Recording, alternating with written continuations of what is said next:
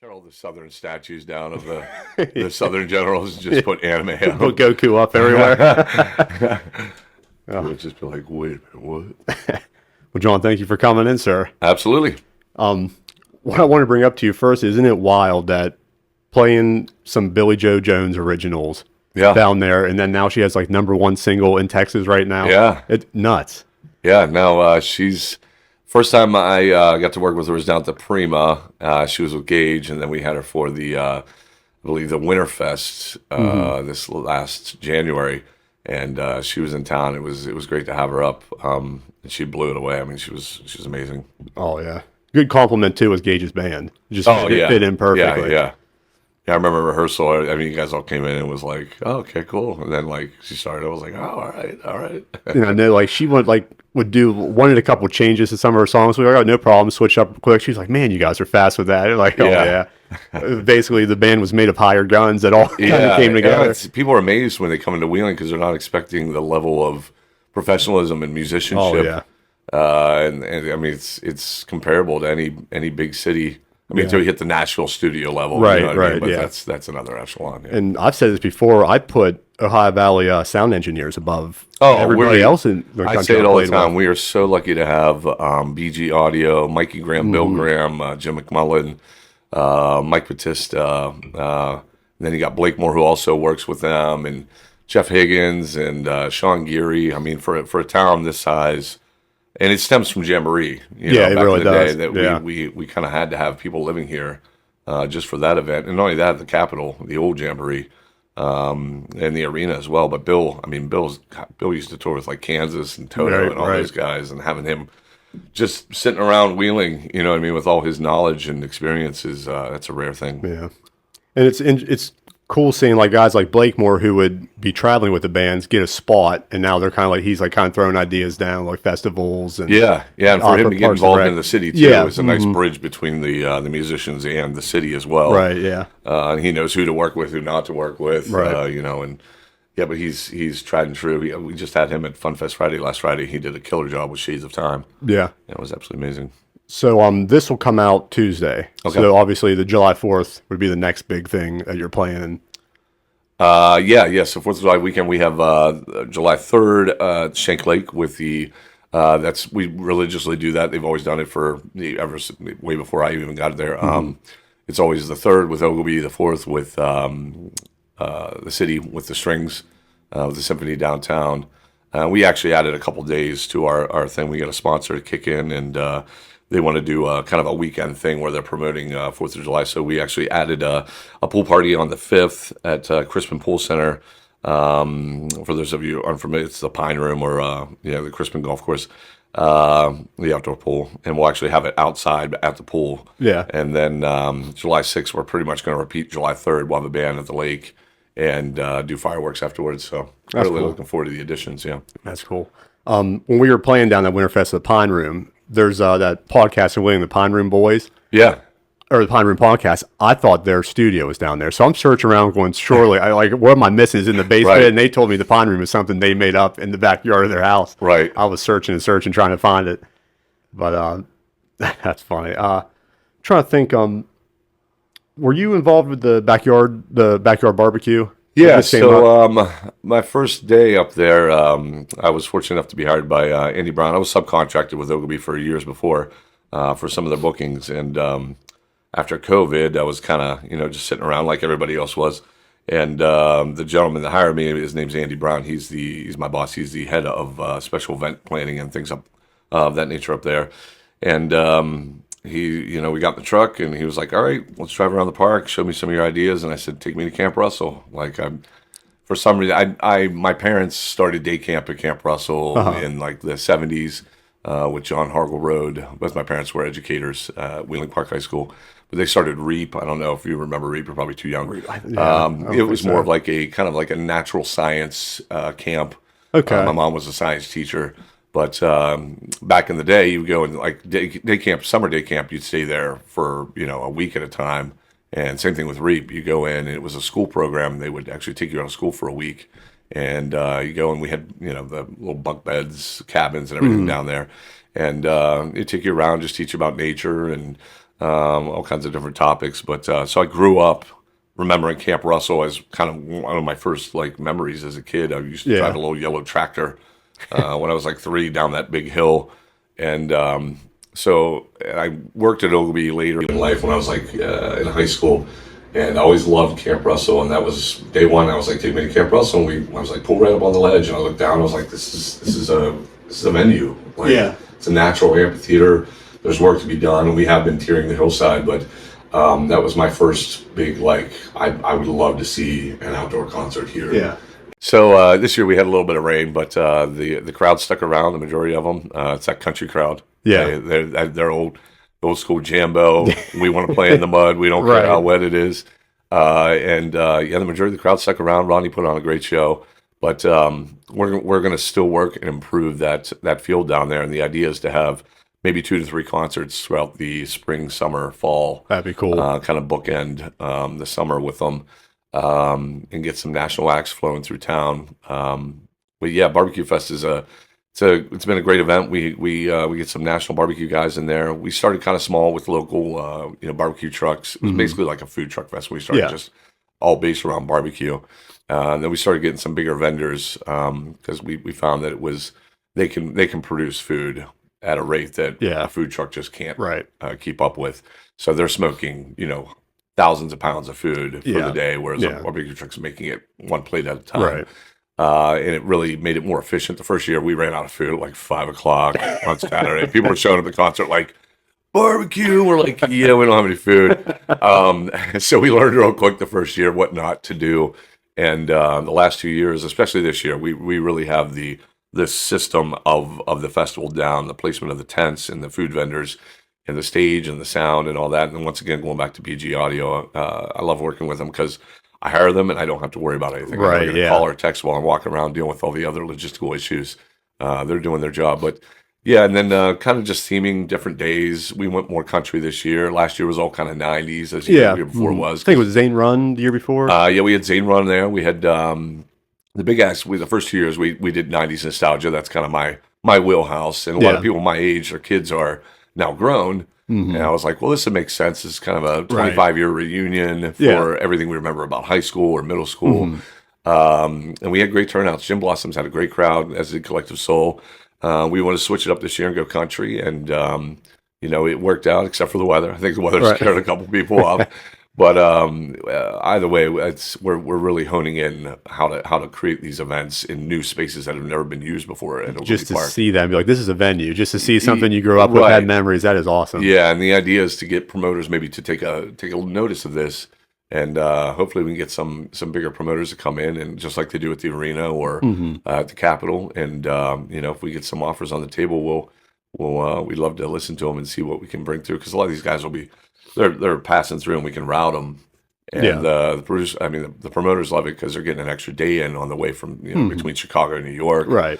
Reverse that either way, but I-70 is something we always forget about. How lucky we are. It used to be the river. Yeah. Now and it still is the river for industry, but having I-70 right there. I mean, I see buses. I mean, you see them all the time. You see big buses with trailers and names of the band, and you're like, wish they'd just stop at the waterfront or at Obi just for if they Wednesday knew what was down concert. there. Yeah.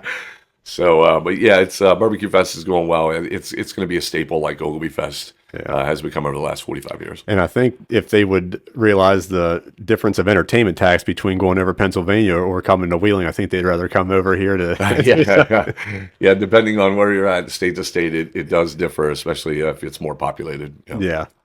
And then what's nice is about like the Barbecue Fest and even the Oktoberfest is that amount of people and it's still controlled. And everybody's having a good time, but it's like you would think I would have a hard time getting backstage and getting my gear just the way like people are moving. But it flows so nice. Everything's so like contained and fun. And I think part of the allure of Oglebay, it's two-sided because it is a city park and people are used to Well, we can just do whatever we want, and Yeah. we don't really regulate too much. We want everybody to be safe, obviously.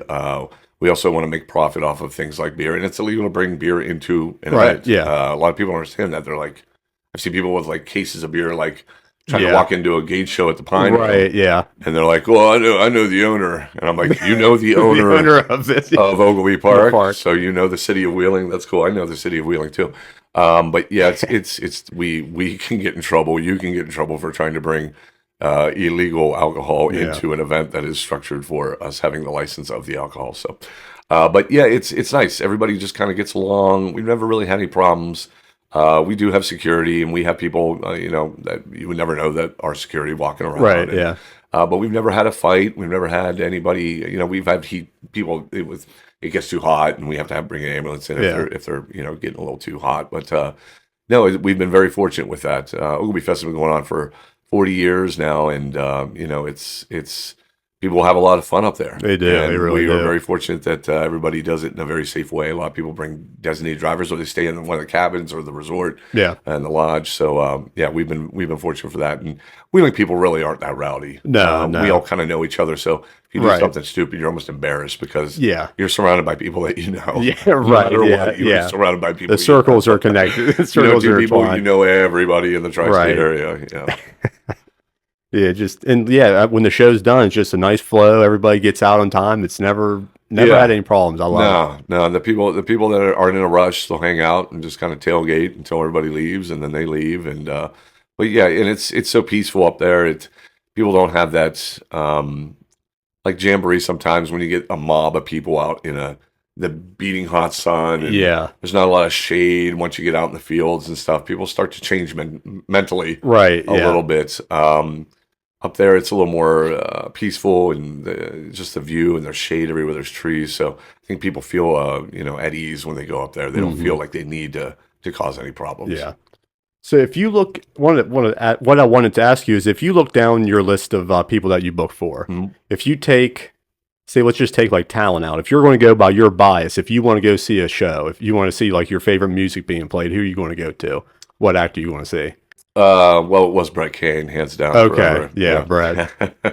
Yeah, Brett was a near and dear friend, one of my best friends. That was actually one of the first times I've ever lost a close friend. And it's different when you're close with somebody and you play music with them, as you know. It's a different relationship. You have a different communication process with them through the music. Yes. And then you have the friendship outside of playing too. So it's kind of it's a double loss in your mind. But he was, hands down, my favorite person to play with was Brett Kane. Yeah. I love everybody I've ever played with, but just me and him being an acoustic duo, and when I played with him, whenever he had a band together, that was a lot of fun. I don't really have any favorites. There's people that do different things that I admire. You can't have the same person playing in every bar everywhere all the time, obviously. Yeah. The idea was to try to create a consistent music environment to where no matter who's playing, people will want to go out. Now it's just switching venues. No matter what venue you go to, there's going to be someone there that you like that is playing, and then it's just up to you. If you go the whole 19th hole, which a lot of people do every Thursday and Friday. Maybe after 3 weeks of just going there and eating that particular type of food or seeing that type of environment.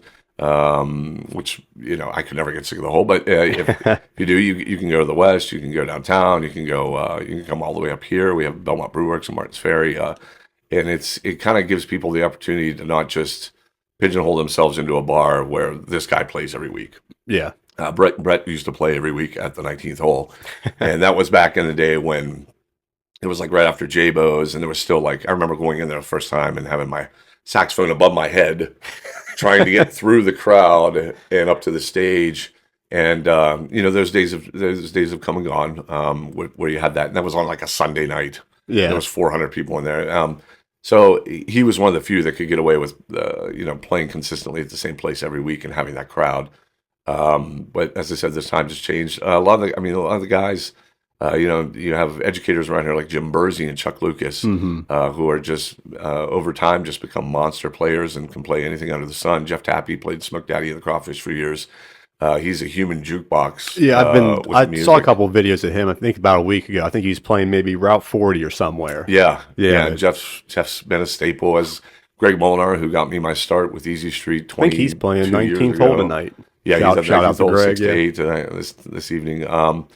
But yeah, all those guys of that age, they've got it down. What's really cool is to see the new up and coming ones. Libby Adams, Galia Dodd, young people, Gage, Josh Sokolowski.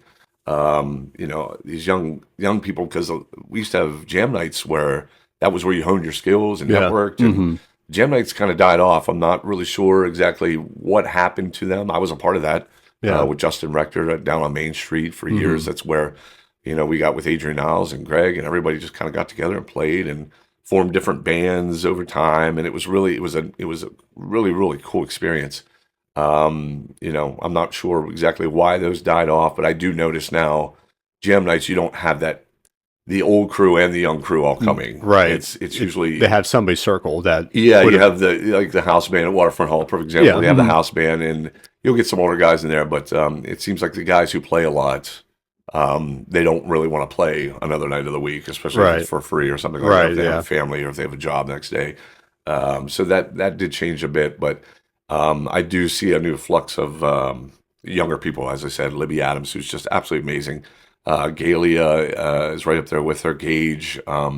It's the first time in a long time, I would say 10 years, where I've seen 4 or 5 people in their 20s just pop up. And they're not following the bro country formula either. They're doing their authentic selves. They're interested in writing their own music, which is great. That's something I really want to kind of try to get going and wheeling. Now that we've established a strong music scene, I want people to open up their minds to what these people are actually capable of writing themselves. And music, there's only 12 systems you can go, so music will start to sound alike no matter what, just because of mathematically how many chords we have in the American system.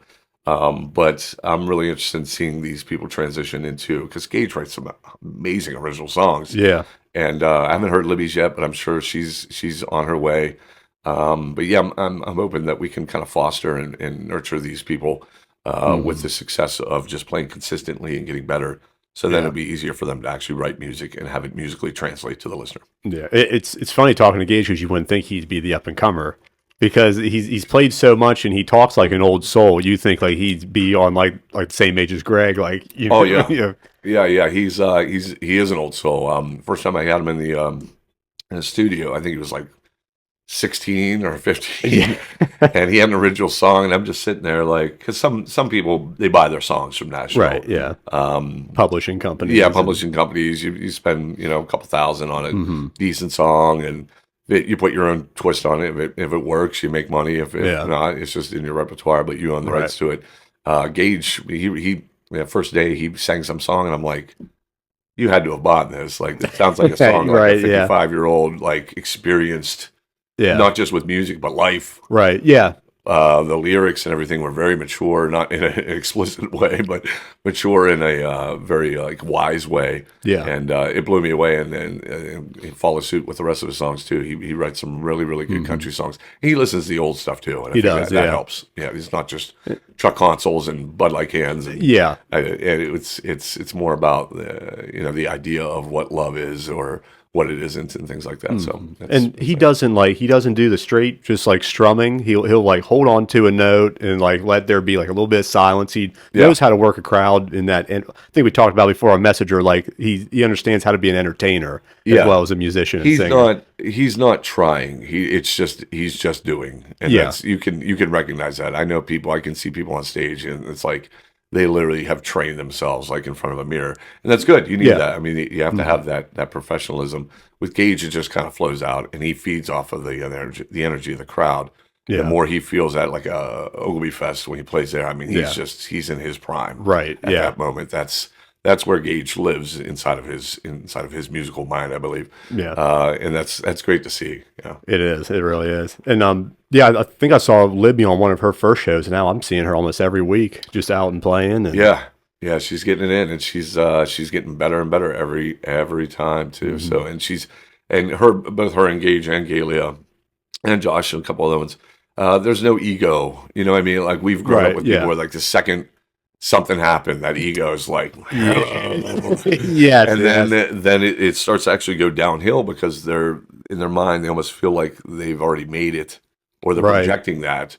And in Wheeling, that's the worst thing you can do because Wheeling has a higher standard. I think that's why we have the level of musicianship we have. Wheeling's one of those places, the Ohio Valley is one of those places where 2 generations ago, everybody had a piano in their house. Everybody knew how to play an instrument. Yeah. So you weren't special if you did. And now it kind of filtered through. It did. And there's higher expectations here. So people will humble you in Wheeling if you try to get a little too far out of yourself. Yeah. It's like saying you're doing this and this and this and this, but like, where is it? Like, we're here. Well, a lot of people are very hardworking around here. So when you post, did a 4-hour gig last night. Oh man, I'm tired. People are like, I work 55 hours a week, like in the beating hot sun or down in a coal mine. Like, though I respect what you did, like you're not impressing me with the hours that you worked. Right. Like, your callus is hurt on your fingers. We understand. But, Yeah. We're out here baling hay. Right. There's killing myself to feed my family. Right. You're complaining about sleeping in until 2:00 every day. Okay, cool. This episode of the podcast is brought to you by our new sponsor, Rich Investments Group. Rich Investments Group is a real estate investment firm with a mission of providing quality housing for our community. Rich Investments Group proudly offers a rent-to-own program, assisting tenants to one day become homeowners themselves. Veterans are urged to reach out to them so they can support them in finding their dream home. Rich Investments Group would also like our listeners to join us on July 6th for their Community Day. There's going to be inflatables, games for kids, food trucks, live music, and a spectacular fireworks show to wrap up the night. I'm also going to be down there providing entertainment. If you're familiar with my acoustic solo show, I'll be down there rocking out and providing a little bit of DJ work. And we're also going to have a live podcast down there, interviewing people from this group, interviewing people off the street, maybe giving some prizes out. So if you see us walking around down there, come say hi. That's Rich Investments Group. Check them out today on Facebook and Instagram, and come hang with us July 6th on their Community Day. And it's like, besides like the up and comers, you have that like, I don't want to say like upper echelon of like talented people, but like the upper echelon of like say Eli with like his like, how many pieces are in Eli's band? We have a 9-piece band. 9-piece band. Just seeing like that kind of being like, just like one of the front runners of just like a big band and like how they sound and like Horde and Jones, just having these just experts of their crafts too to look up to. Yeah, I think Roger just got either he's being inducted or has got inducted into the West Virginia Country Music Hall of Fame, which is, I just drove by it on my way to a gig Saturday where I got stuck pleasantly in Fairmont for the evening because of a blown tire. But I passed it both on the way down and on the way back. I was like, I didn't even realize we had one of these. So I really want to go down and check that out. But I from what I heard, Rogers got inducted in that. And I mean, he was taught by Chet Atkins and some of the greats. Roger's truly a leader of music around here, and he can play any style, which is just amazing. And he can sing too and write music. So he's the perfect storm of a musician if you wanted to kind of mentor somebody. Yeah. And then he made a band where he's playing songs he wants to play, and now it's just such a powerhouse. I think I saw a video of them playing White Room by Cream. It might have been at Blame My Roots a couple years ago. But I'm like, he's having fun out there. He's the first time I heard that, they were at the amphitheater. I think it was last year or the year before. We always have them at the amphitheater. There's a few bands that I have every year. I try to mix up the rotation, but Horde Jones you can't not have them at that amphitheater. And they played that, and I was like, all right, because I've heard him play a lot of songs before, but I can tell this was a new one, and Roger really enjoyed playing it. Yeah, he did. Sultan's a swing. He crushes that solo. Just unbelievable. Yeah. Yes. It almost makes you mad. It's just so easy. Like, can you just play one wrong note? Just one. I just need to know you're human. And even just shredding solos, just like hearing him in acoustic and how he can just fill a room with no other sound but his guitar is crazy. Yeah, his jazz and classical chops, and just he's got like folky stuff too that he does, and but he has a sense of humor too. And he some of his songs are that he's written, they're really funny. You can just tell it's someone who's seen every aspect of the business, and it comes through his lyrics. But it's funny. He doesn't. There's no spite or bitterness to him. It's just love when he plays. Yeah. I had his son Travis in the day before I interviewed him, and it was the same thing. Travis was hitting me one liner after another through the interview. Yeah, Travis definitely got the genetic, genetic bone out of that one. Yeah, as did all the Hordes. They all have it in their blood. Yeah, so I went to high school with Travis. Oh, okay. And me and Travis actually lived together for a while, which was very interesting because we were both in our 20s, so that was fun. But yeah, Travis is probably one of the most talented musicians in Wheeling, and his brain just never stops working. Yeah. It's once he put anything in front of him, he'll either learn it or have it learned, or to the point where he can just play with it. It's just fun to him. It's never frustrating to him, which is great to see. Do you have any dates with Eli coming up? Yeah, so we have a private event next weekend, and then we'll be at the Oglebay for the 3rd for the fireworks. Okay. That'll be 6 to 9:30. Fireworks kick off right at 9:30. We'll be at Wheeling Park in August. I think we're at a waterfront Wednesday. There's some other probably public things coming down the road that I can't think of. Yeah, we do a lot of like corporate events, weddings, things like that. With a 9-piece band, you can't really go to a bar. I mean, you can if we cut it down, but a lot of the guys are now at the point where they're not really interested in that, which is fine. I've kind of outgrown it myself too, it's sad, but it's also calming. I'm starting to get that way as well. Just like, it's got to be like something that gets my adrenaline going. Right. Then I'm good. Yeah. If it's out of town and it's, you know what I mean? It's something new and different. It's fun. But, yeah, when we were playing with Hit Play, I mean, we were playing like 3 or 4 nights a week. We were out of town, in town. I mean, we were driving 4 or 5 hours. And it was fun, but once you hit like, around 40, you're just like, I just kind of want to just chill. Yeah. I mean, unless the money's really, really good. But the corporate events are nice too. They're usually short. Weddings are short, but like weddings around here are fun because it's basically just a giant bar game. Only it's in a big banquet hall. And you know everybody in that room because you played the last wedding you played. It was pretty much the same 8 families all getting together. So it's very comfortable to do those things like that. And the corporate events up in Pittsburgh are fun too because you get to see bigger rooms, different people, and network in that way. Yeah. It's like steak fries anymore. Sometimes I get steak fry gigs. It's like, I really appreciate everybody coming up to me afterwards saying how good it is. But man, when you're just on the side watching everybody else cook their steaks, have fun, man, it kind of gets mentally exhausting. Yeah. You're just the background. Which is fine. That's a lot of the music, especially cocktail hours, ceremonies, things like that. When I book people for things like that, it's not about you. It's their day. Yeah. You get to fine tune yourself though with the band. But some guys have problems with that. I've noticed. They want it to be about them. They're like, they even like clap for me, right? Like, I don't ever want to play for them again. I'm like, well, you won't. It was unless they're gonna have a divorce party. I don't think you're gonna play for them. It was kind of a one-off, man. That's what the whole thing was about. Yeah. Oh man. So I ask this to basically every musician that comes through. Say it's any time throughout your music career, late at night, you just got done with a gig, blew the crowd away, you're hungry, or you stop. And what late night spot are you going to? It used to be, depending on the time, but it used to be the old Alpha. Okay, yeah. Because I could go there and get like a London broil at like 1:30 in the morning, and like just 3 plates of like delicious food and cheesecake at the end, just gorging myself. Nowadays. I mean that after midnight, it's really tough. Even pizza is tough to find. I've noticed that like McDonald's closes at like 10 o'clock some nights now, even on the weekends. Not that that's where I want to eat, but right. I mean I did the Sheets thing for a long time. Hardy's had their Slammers. That was pretty much the start of whatever sort of diabetes I will get in my life later on down the road. I mean their wings, they stay open relatively late. It's good to eat there. It's good to eat there anytime. It's hard to find restaurants that stay open late, so I don't really know how to answer that. I usually, more often than not, I'll go home and cook now because it's either like a microwave meal from Sheets or a sort of microwave meal from McDonald's. It used to be if I was down south and feeling dangerous late at night, I'd go to the Huddle House before coming up here. You always have entertainment for yourself after playing the gig. They had a Huddle House down in Motown. Moundsville, yeah, that's funny. I forgot about that. Yeah, the 24-hour diners, I always thought it would work in Wheeling.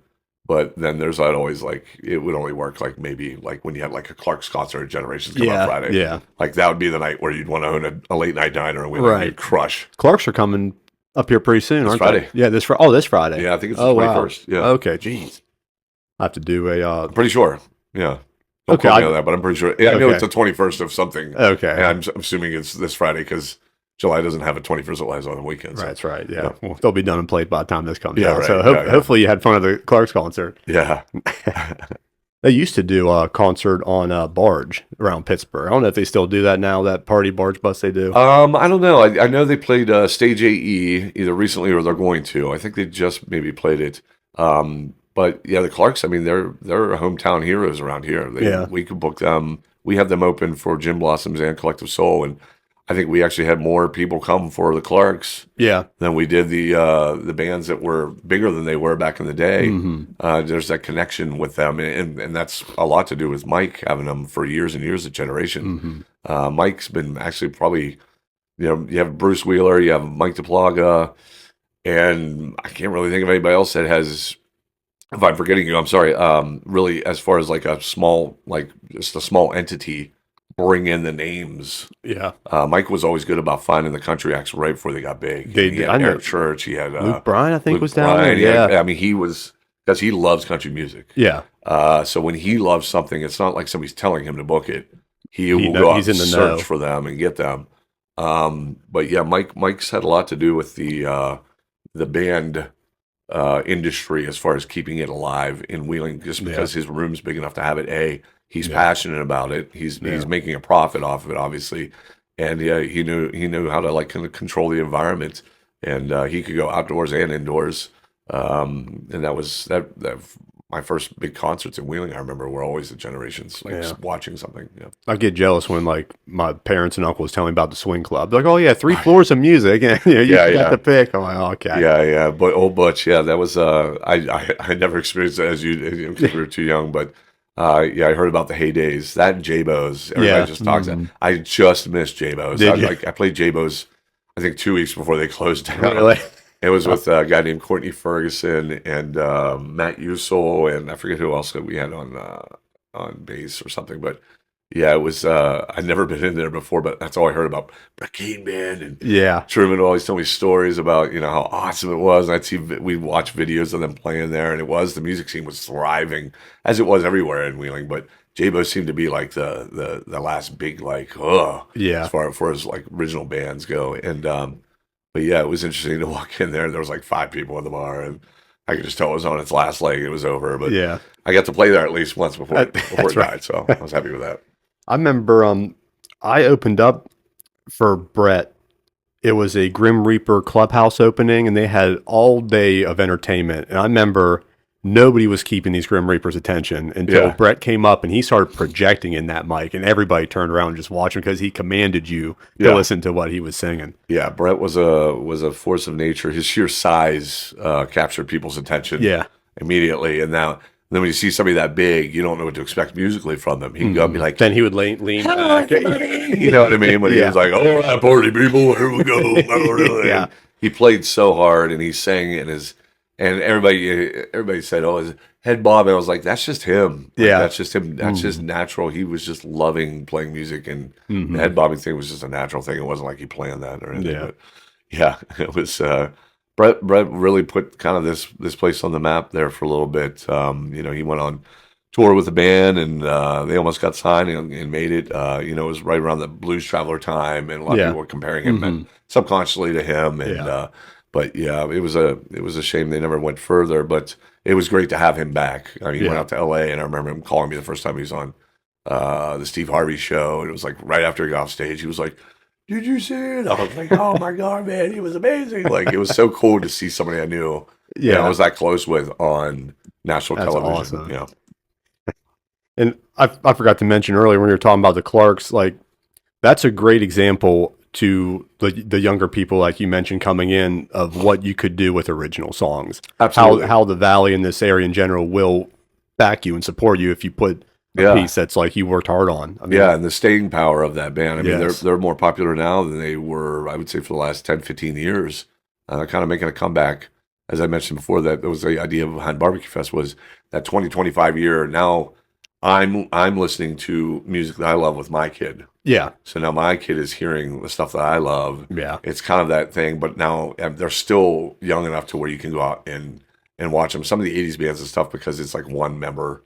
Yeah, it's not the lead singer. It's and not it would the same be sound. like, It's like somebody bought the rights to the band. It'd be like Palm Smith's whatever. Yeah, band it right. was. Yeah. So, but the 90s, they're still staying strong and have a lot of the original members. So it's great to finally to see that coming back around, because it's all cyclical. It does, like, the 50s came back around. Frank Sinatra came back around for a little while. It did, yeah. It was, and now the 90s seem to be, because it was kind of like the last bastion of good rock It was. music without any sort of electronic devices getting involved, or cookie cutter record companies putting everything in the same key, Right. having the same words in the song, the same phrasing. I mean, they scientifically figured it out to where now it's kind of just a cookie cutter industry. Mm-hmm. It's just like everybody's playing with different triggers that do special effects, and it's and they'll wear out and they'll find new ones, and then they'll bring back the other ones. But yeah, it's the 90s was not just because I came from, but when you listen to music, it really was. We started getting the boy band era after that. Yeah. Then everything started to become about what you look like. You have to have like a six pack and perfect jawline. And I mean, back in the day, you look at the Eagles, they were ugly as sin. Yeah. You know what I mean? Back in the day, like the Journey. music was so good. Right, yeah. The music was so good, it didn't matter. And now it's like the second people see you, right, you could sound 3 times as good as the model sitting next to you, but they're going to like the model better. Yeah. And it seemed like, too, it's like at one point everybody was a shredder. So it's like everybody was just trying to be the fastest. Like when you're looking at like the heavy metal, just like the solos turned into just who could do sweep picking up and down the neck, or who could just do runs as fast as But it's they still about possibly talent, at least at that level. And they all pushed each other to become better and better. Nowadays, it's, you go in and not even know how to play or sing. Yeah. And you can come out with a number one. Which, I have nothing against that. It's business is business, but as a musician, you do sometimes pause and go, I do that. I do that a lot with my wife, because she is like Taylor Swift, like new country fan, and I'll just be like, "Oh, this is this song just sped up. This is the same 4 chords." You'd be like, "Will you just stop? Like, you just shut up and quit breaking these songs down for me." Yeah, I think it was a Justin Moore song where the guitar player did the exact guitar solo to Slash's "Knocking on Heaven's Door." I'm like, they're not even trying. Every bend's the same. Right. They just found a shortcut. That's fine. Yeah. It's still solved. It's a mechanical right somewhere. Check. Yeah. But it is interesting, and the thing that separates me from a lot of other people is I'm a musician first, a sax player, and that's how I got to know everybody and play with people. So my whole knowledge of this is actually being able to play. And then I realized that wasn't going to work financially. So it would if I left town, but I had parents that were dying. They had me late in life, so I had to kind of stay here, pay attention to them. And I had a kid shortly after, but getting the business end of it, and then growing that a little bit into something where institution like Oglebay would hire me, and then it's nice to see it from all angles, because it's not about the money, it's not about anything, but just I love music. It's at the core, I love music. So when we're talking about different styles and what's going on, it's sometimes you grit your teeth, but you also see the business end of it, and it's promoting people going out to see other music too. Right, exactly. That's the thing people always need. It like oh dude, it's like, well, she's selling out concerts. You know what I mean? That's a good thing for everybody. Yeah, because it's people going out. The idea of going out to see live music is still there. Yeah, it really is. It's growing too. I don't know how. Do they give a date when the streetscape is going to be done? I heard like a rumor it was going to be like next summer when everybody think was going to be clear. And that sounds right. I don't know. Yeah, I don't know. Downtown's a mess, but it's not the city's fault. Everybody blames the city. It's the state. And it was time. We were going to have some serious issues with water backing up and the river coming up and things like that, and not being able to deal with that. So it will look nice afterwards, and it's a process we need to. It's just unfortunate right now for the events down at the waterfront. It's tough to get people to go down there. I went down for chili cook-off. I really respect that event. It's been trying its hardest to stay afloat, and it was like I couldn't get 4 blocks away from that thing just because of the parking and things like that. Chili cook-off. I was down the street working at the Miners game. Yeah. They had me do it with Doug Boston. We were doing the team when they walk out to the tunnel. We do like all the production work and stuff. Oh, cool. But I was driving down. I'm like, if I had to get down there right now, I couldn't imagine. Yeah, especially if you're dragging kids with you and stuff. It's a little dangerous. You fall down a hole. But when everything opens up, it'll be the perfect time. Yeah. And just like everybody's in with Kelly at the arena. Yeah. Waterfront doing their thing and just. Yeah, she was a huge addition to this. Yeah. Her coming back.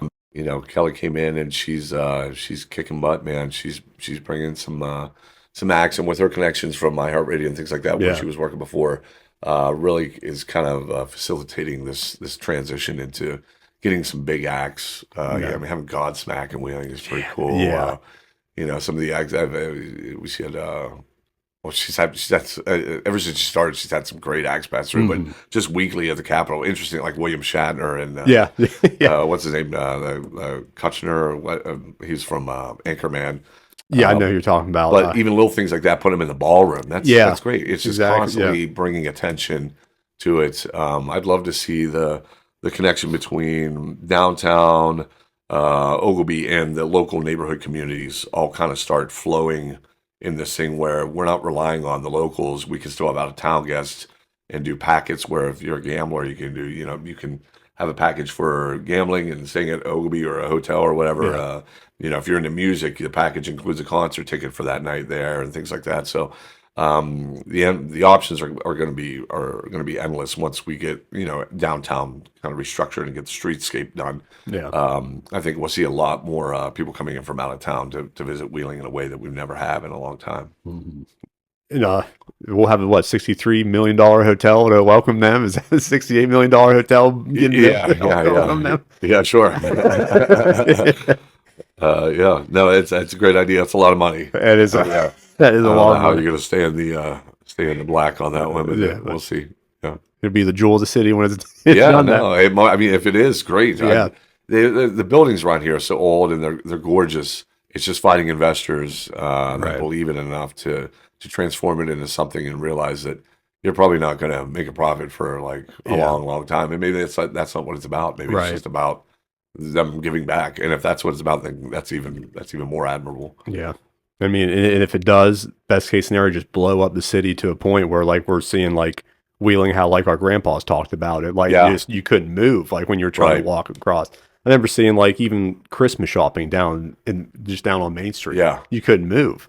Yeah. Well, when you compare, if we offer a quality of life through music and art and culture and things like that, you compare us to big cities, obviously it costs way less to live here, but we're close to big cities. So I think these things that we're all trying to accomplish and move in the same direction will kind of facilitate people wanting to either move back or maybe people that never lived here before, but you have, Oric putting their headquarters here. It's just one example, but if you have like 10 of those starting to pop up around here, we have 4 colleges in the area. I mean, you know what I mean?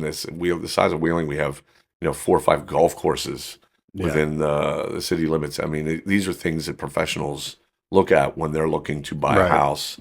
So instead of moving to Pittsburgh, they'll drive 40 minutes and live here, and they have the same quality of life as they would without all the traffic and the annoyances of having, 1 million people live in a very small area. And the convenience of like knowing everybody, like we said earlier, like it's a city, but it's safe. It's a great place to raise your kids. We have a great park system, parks and recreation through the city with Josh and that whole crew and the city manager and all them. Everybody's trying to make the city better. They always get crapped on all the time because people have to point their finger at something, but everybody's doing it for good intentions, because if they weren't, they would just quit. If they didn't love it, they definitely wouldn't put up with it. Everybody's all in. I remember we were doing I was doing Blake Moore's he was doing Alice Cooper pre-party. And I remember Geary came down just all excited, saying like how they designed the stage where they could have a stagehand run underneath the stage from stage right to stage left if they needed something. They were all excited about just because like it just is an improvement. That one little thing made their life like it just transformed their entire life. Like probably they never stop talking about it. Like, man, I just can't get over that. Yeah. Just the production aspect of it. Yeah, and it's great to have those crew because they're involved in the arena, they're involved in the Capitol, they're involved in the waterfront, they're involved with my gigs at Wheeling Park and at Oglebay, and it's nice that we become a family after a while. Everybody's borrowing each other's gear. Everybody has like somebody has somebody's smoke machine, somebody has somebody's. No one's trying to cut their feet out from under them. Right. I mean, there's times where everybody goes, "Oh yeah." All right, man. Here, I'll help you. But they get their little like, okay. And, But no, it is. It's like friends and family when you're dealing with the actual in the industry and the infrastructure that goes on behind the actual show that you're seeing. Yeah. Because there is a lot, and the sound guys around here are the unsung heroes of a lot of these events. I always try to mention them. People don't really ever think of them. They just think, oh, there's a stage and the sound just magically appeared. Yeah.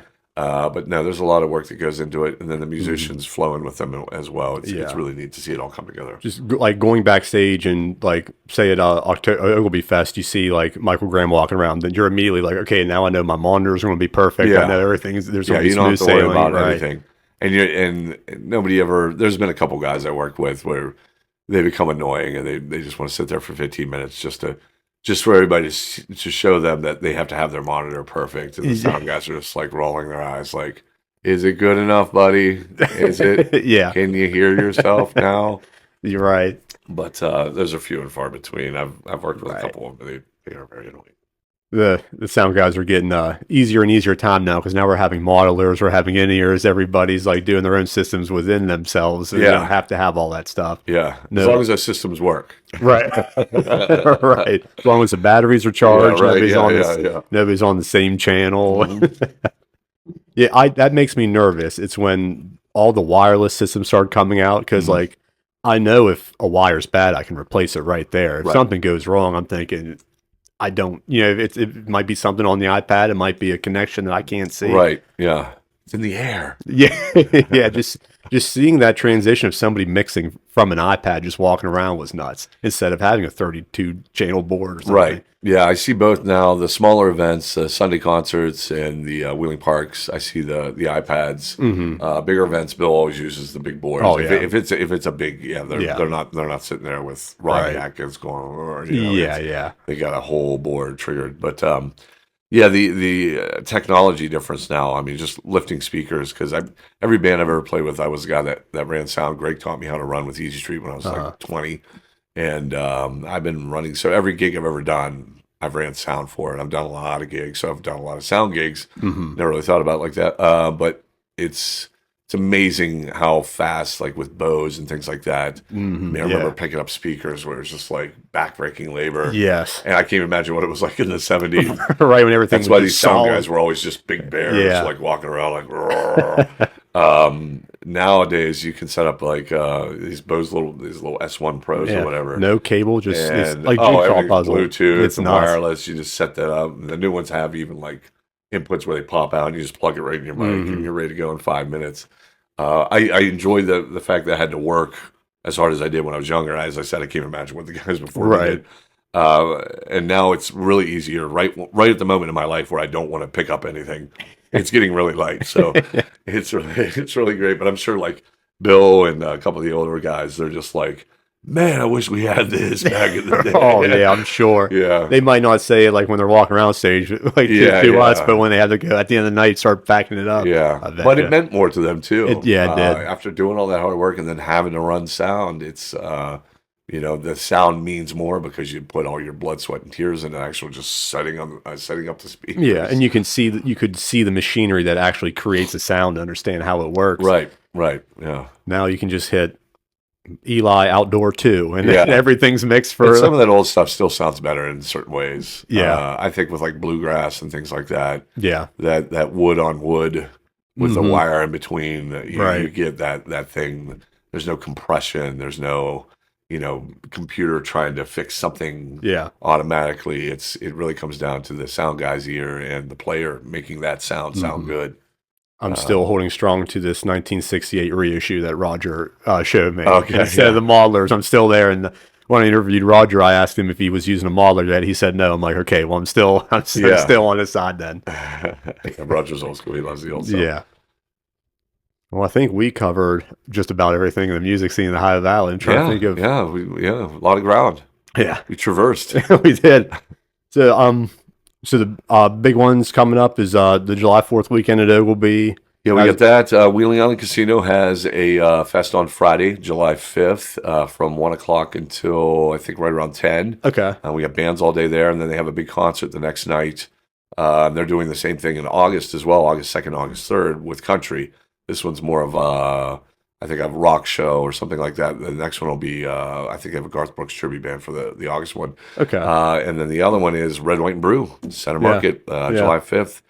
They've been doing that for, I think 4 or 5 years now. We started with like the wing competition down there, and that kind of turned into things. And I got to see Center Market kind of blossom. I was working with Greg and Diane Myers down there. We went from inside to outside and watched it grow, and then having an event like Red, White, and Brew, which does amazing things for families around the country. So yeah, if you're out and about, hit up all three. Yeah. But yeah, Oglebay's is the big fireworks is the 3rd.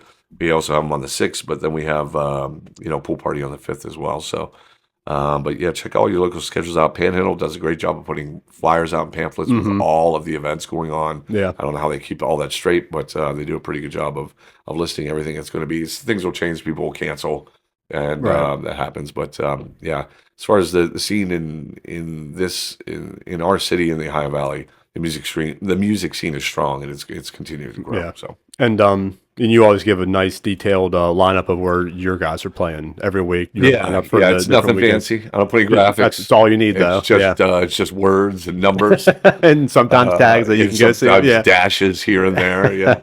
But I thought about getting real fancy with it, and I started noticing like everybody was getting fancy with the stuff. I was like, well, this will separate me from everybody because I didn't try as hard. And sometimes it gets lost. I'll see things where it's like they don't have the time or the date, or the venue. Right. It's like one of the 4 things is missing. the crucial things you need. They spent like 3 hours on this graphic, and I'm like, well, it looks great. Yeah. I have no idea where the show is, but I mean, well, your lineups looks wonderful. Your lineups have the known format of themselves. So when I'm scrolling, I see the words. I'm like, okay, that's John's post. Oh yeah, right. The worst is when the band's not even listed. They got the time, the date, and the venue, but no band. Like, oh, I guess they're just doing something that night. That's cool. Well, John, I'll have to do this again soon. Absolutely. I appreciate you coming in, sir. Yeah. Anytime.